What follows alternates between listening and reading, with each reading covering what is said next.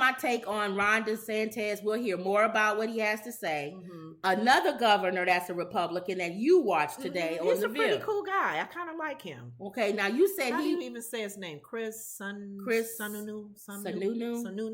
Now you said he was on The View and he's pro-choice. Well, he's pro-choice as a Republican, but he's also pro-gun. Like he's not getting rid of any guns. And he made sense because Kim and I go back on this. That NR, what is it? AR-15.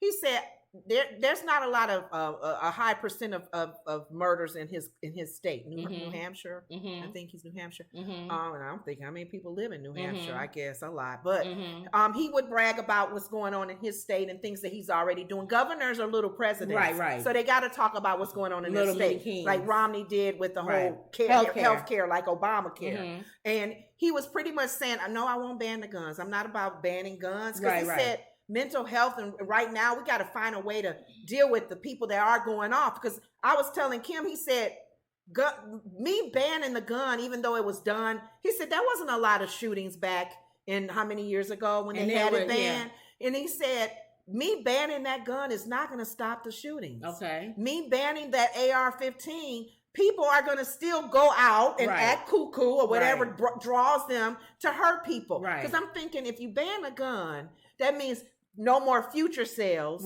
no more future purchasing. People who got them, they still gonna have them.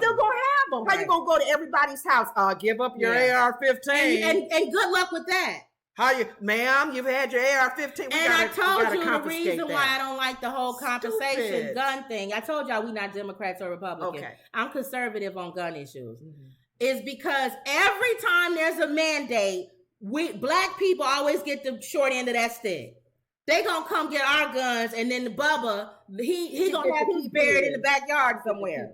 Yeah, but I don't think they can come and get everybody's guns. That's why they ain't gonna come and get nobody's guns. But he made a comment about that, and then the audience didn't like it. The audience didn't like it. So let's listen. I like how Whoopi responded to the audience. Let's listen. Access to mental health, we're going to get at the core of the issue. That's what spurs a lot of the violence. There's crazy people all over the world. Stop.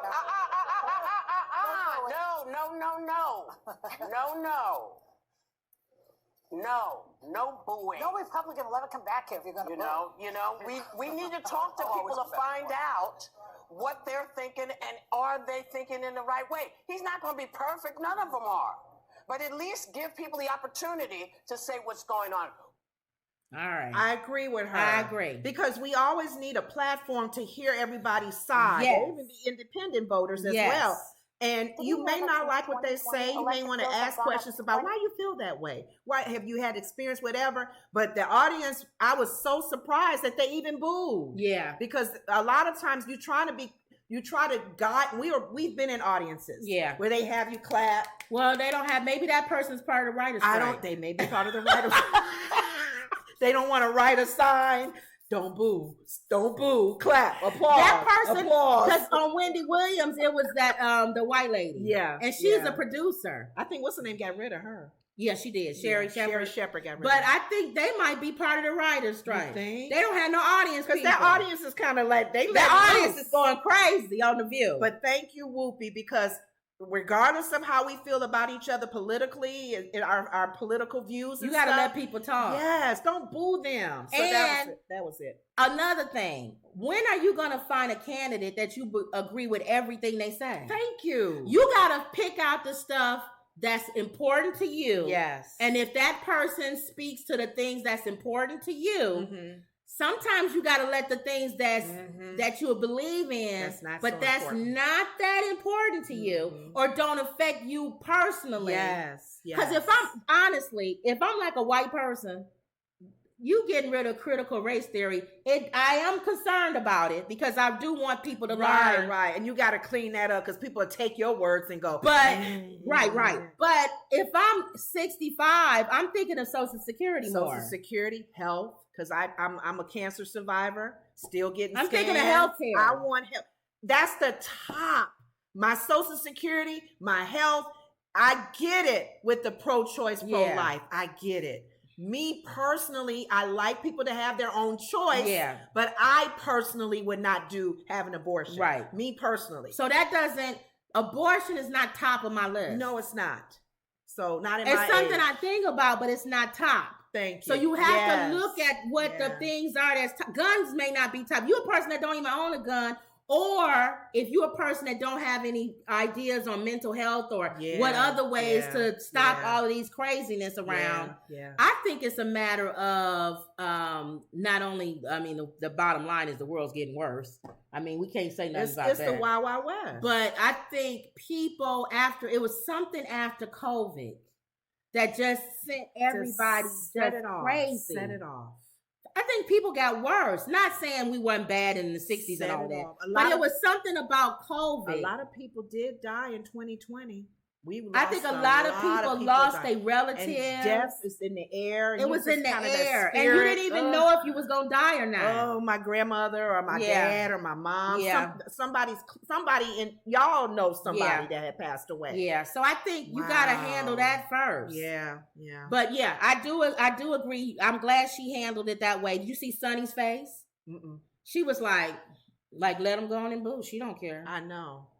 And that's why she gets death threats. You have an ugly spirit. You can't. But Sarah was like, I'm glad Sarah is my girl, y'all, because she's like us politically. She's like, whatever. It depends on what mood. Yeah, not mood, but it depends on what he's saying. Yes, he's pro-choice, and I'm the type of person, not him, because we got DeSantis. Oh, not up this again. man. Ooh. He is not pro-choice. Gosh, no. He's the opposite. He won't even like in cases of this, and this. Right. But yeah, so I liked when you brought up that guy and talked about. He's a governor too, and he said he had a talk with Governor DeSantis 2 weeks ago, and they asked him what they felt about him, and he was like, we don't always agree on everything, and I like when they say that we don't. Right. We don't always agree because he's pro-choice and he's pro-life. Right. So that's one thing they don't agree on, but they're both Republicans. Oh. But he is part of the government, less government. He is always for less government. What did I do with Each state does its own. Each mini governor is a mini president. Yes. He's for that. And other things, big government, big companies, taxed, keep things in the country. A lot of stuff they are in agreement on. Right. But they tried to get him on. Why you vote for Trump? The last election. And what did he say? He said that was the person that was running for he was selected as the Republican. He said, I don't agree with everything that man do or say. I'm not going to say he's a good man or he's whatever. Right. He told, like most other people, I voted because I wanted him to put a Supreme Court person in, and he did it. Okay. I wanted him for certain tax breaks or whatever. He did it. And he put that in. So he had to choose his battles. Okay. So that's it. All right. So real quick, I'm going to talk about the latest on this bicycle city